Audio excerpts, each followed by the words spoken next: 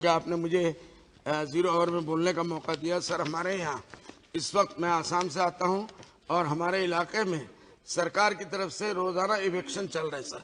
और इस सर्दी में बच्चों को बिलखता हुआ छोड़ के पहले से कोई नोटिस नहीं देते हैं। उसके बाद उन लोगों को अब सर्दी में मैंने बार बार उस दिन भी एक हफ्ता पहले पार्लियामेंट में उठाया था कि कम से कम सर्दियों में ना किया जाए। तो इस तरीके से अभी पूरे आसाम में तकरीबन 5,000 फैमिलियों को अब तक इवेक्शन करके छोड़ दिया गया। वो जहाँ जाए, जहाँ रहे, नदियों के पास रहे। सबसे बड़ा मसला हमारे आसाम में यह आता है कि हर साल फ्लड आता है सर, आपको मालूम है, और इरोशन होता है, तो ये लोग जो है डिस्प्लेस हो जाते हैं।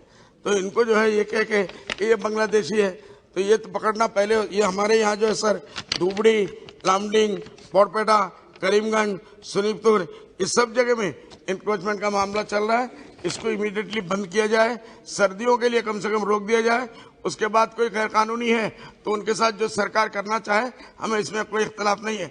लेकिन इंक्रोचमेंट सिर्फ एक कम्युनिटी को देख के किया जा रहा है। 5,000 फैमिली में 2 फैमिली भी नहीं बता सकते कि दूसरे किसी कम्युनिटी का क्या है। ये बंद करना चाहिए। श्रीमती, बहुत बहुत शुक्रिया। क्या आपने मुझे 0 आवर में बोलने का मौका दिया। सर, हमारे यहाँ इस वक्त मैं आसाम से आता हूँ और हमारे इलाके में सरकार की तरफ से रोजाना इवेक्शन चल रहा है सर। और इस सर्दी में बच्चों को बिलखता हुआ छोड़ के पहले से कोई नोटिस नहीं देते हैं। उसके बाद उन लोगों को अब सर्दी में मैंने बार बार उस दिन भी एक हफ्ता पहले पार्लियामेंट में उठाया था कि कम से कम सर्दियों में ना किया जाए। तो इस तरीके से अभी पूरे आसाम में तकरीबन 5,000 फैमिलियों को अब तक इवेक्शन करके छोड़ दिया गया। वो जहाँ जाए, जहाँ रहे, नदियों के पास रहे। सबसे बड़ा मसला हमारे आसाम में यह आता है कि हर साल फ्लड आता है सर, आपको मालूम है, और इरोशन होता है, तो ये लोग जो है डिस्प्लेस हो जाते हैं।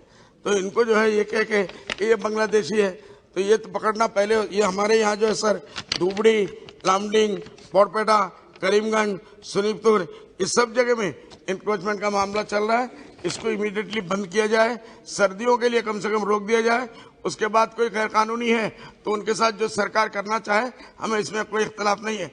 लेकिन इंक्रोचमेंट सिर्फ एक कम्युनिटी को देख के किया जा रहा है। 5,000 फैमिली में 2 फैमिली भी नहीं बता सकते कि दूसरे किसी कम्युनिटी का क्या है। ये बंद करना चाहिए। श्रीमती, बहुत बहुत शुक्रिया। क्या आपने मुझे 0 आवर में बोलने का मौका दिया। सर, हमारे यहाँ इस वक्त मैं आसाम से आता हूँ और हमारे इलाके में सरकार की तरफ से रोजाना इवेक्शन चल रहा है सर। और इस सर्दी में बच्चों को बिलखता हुआ छोड़ के पहले से कोई नोटिस नहीं देते हैं। उसके बाद उन लोगों को अब सर्दी में मैंने बार बार उस दिन भी एक हफ्ता पहले पार्लियामेंट में उठाया था कि कम से कम सर्दियों में ना किया जाए। तो इस तरीके से अभी पूरे आसाम में तकरीबन 5,000 फैमिलियों को अब तक इवेक्शन करके छोड़ दिया गया। वो जहाँ जाए, जहाँ रहे, नदियों के पास रहे। सबसे बड़ा मसला हमारे आसाम में यह आता है कि हर साल फ्लड आता है सर, आपको मालूम है, और इरोशन होता है, तो ये लोग जो है डिस्प्लेस हो जाते हैं।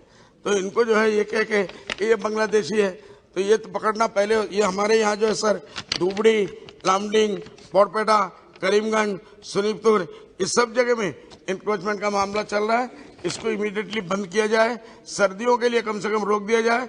उसके बाद कोई गैर कानूनी है तो उनके साथ जो सरकार करना चाहे, हमें इसमें कोई इख्तलाफ नहीं है। लेकिन इंक्रोचमेंट सिर्फ एक कम्युनिटी को देख के किया जा रहा है। 5,000 फैमिली में 2 फैमिली भी नहीं बता सकते कि दूसरे किसी कम्युनिटी का क्या है। ये बंद करना चाहिए। श्रीमती, बहुत बहुत शुक्रिया।